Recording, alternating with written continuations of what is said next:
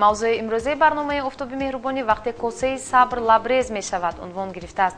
شوهر باشد شوهر گفتم زوراوری شوهر اكو دادرش می کلین باید اعضای کامل و حقوقی انا همون عائله باشد. چند مرتبه زدن پدرم گفتن که میشینی خونی شوهرت به میشینی. ما خودمون دکترها نیز حرکت میکنیم که عائله ویران شد. باز شوهرم با همون دوست داشتهش به فدراسیون روسیه گریخته رفتن هر دوشون. خشونت عائلوی یا اینکه زوراوری عائلوی این پیش از همه یکی از حقوق ویرانکنی های شدید انسان می باشد. امروز پارلمان تاجیکستان وابسته به همین مسئله اوید پیشگیری کردن خشونت در عائله لایحه قانون را آماده کرده است.